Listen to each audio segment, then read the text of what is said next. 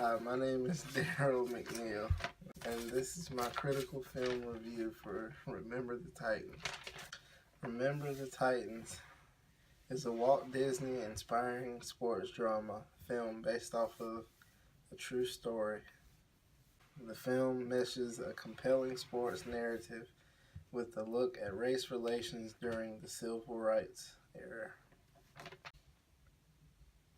The film's director, Boyce Yakin, paints a dramatic and moving image of the year. In 1971, when two high schools in Alexandria, Virginia, receive a federal mandate to integrate their schools into the renowned T.C. Williams High School. Up until 1971 in Alexandria, there was no race mixing. Then the school board forced us to integrate. They combined the white school and the black school into one, called T.C. Williams High School.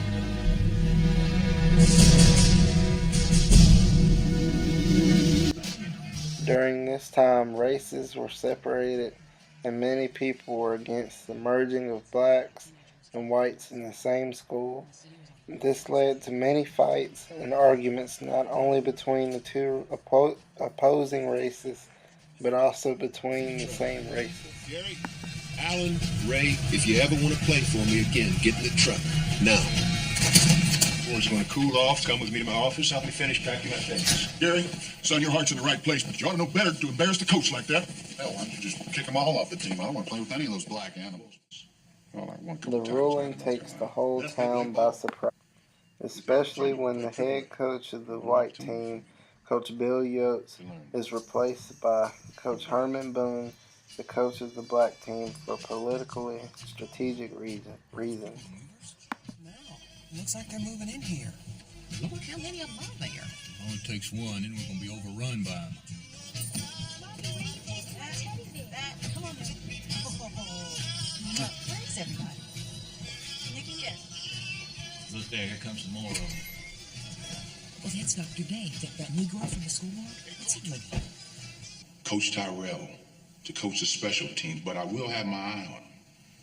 And you.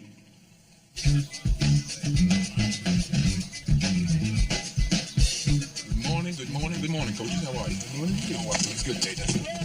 Just wanted to let you know what the offense is doing. Awful skinny playbook, ain't it? Well, I run 6 plays, split bids like Novocaine. Just give it time, always works. See you on the bus. Be patient, Dale. Your time will come. Well, here we go. Here we go. How can I help you, boy? I'm Gary Bertier, the only All-American you've got on this team. You want any of us to play for you, you reserve half the open positions for Hammond players. Half the offense, half the special teams. We don't need any of your people on defense. We're already set. Don't need none of my people. What you say name was Jerry? Gary. No, you must have said Jerry, like Lewis, which would make you Dean Martin, right? Ladies and gentlemen. Coach Boone is very tough on his players and insists that the white and black players can get along. Their camp is very intense, but early into the camp there is display of disharmony between the black and white players. The passive-aggressive racism by the white players is only matched by the sarcastic condescension of the black players. But as they learn to become friends, a truly magical thing happens, and it is tough not to smile, laugh, or even shed a tear during this uplifting and inspirational adventure. You want to play on this football team, you ask him, who is your daddy? Hey man, all that rubbing ain't gonna make them golden locks go back no faster now, you know that. Sunshine. That's cool. I can dig it. Come on now. One of the locker room scenes displays a sign of solidarity when the players insult one another's mother.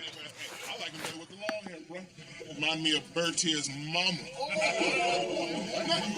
How do you know what Bertier's mama looks like? Brother, don't you know me and Bertier's mama went out on the town last night?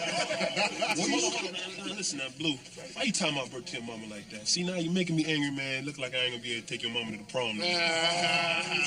What you laughing at, Jerry Buck? You need to tell your mama to shave them old legs of hers, bro. And Julius, when she's done, maybe your mama can borrow the razor and shave that old nasty back of hers, bro. Wait. You mad because you looking like a wolf man, bro. Little elastic, man. What happened to you? Man, I just gave your mama a piggyback ride and she weighs twice as much. That's a mama joke. After camp, moving forward through the season, the black and white players defend each other in school against their racist parents who had undergone the same change that most of them had. The young men are able to function as a unit instead of individuals on and as well as off the field.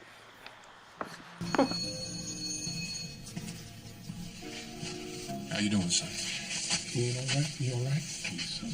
How's he doing? Not too good. Not too good.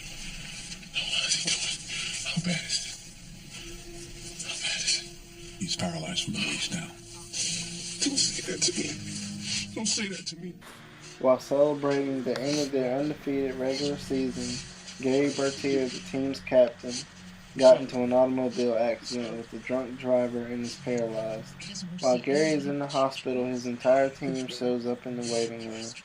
And Julius Campbell, his best friend and co-captain, goes to visit him in the room. The nurse looks at him and tells him that he must leave because only Ken is allowed to visit. Only Ken's allowed in here. Alice, are you blind? Don't you see the family resemblance? That's my brother.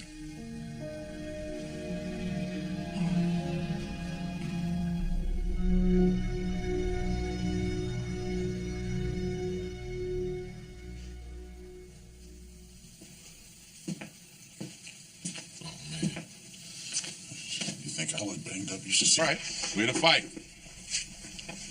You boys are doing all that you can do. Anybody can see that. Win or lose, we're going to walk out of this stadium tonight with our heads held high. Do your best. That's all anybody can ask for. No, it ain't, Coach. In all due respect, you demanded more of us. You demanded perfection. Now, I ain't saying that I'm perfect, because I'm not. And I ain't gonna never be. None of us are.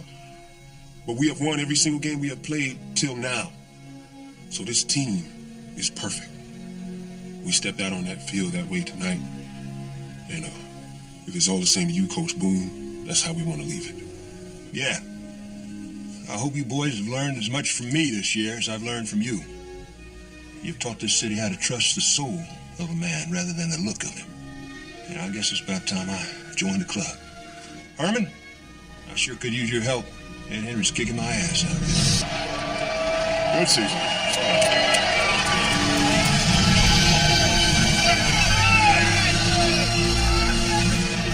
Congratulations, Coach. All right, thank you, Coach. Good job. Thank you. It's no football. What you did with those boys. You were the right man for the job, Coach. No Hall of Fame in my book.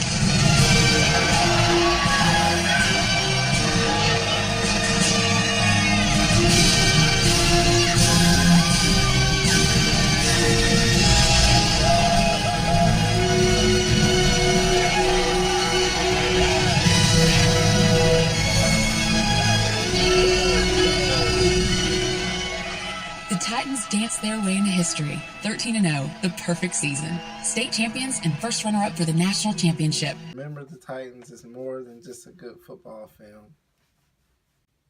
It is the story of two diverse groups putting aside their differences and dislikes and coming together to win a championship in a town where football is a way of life.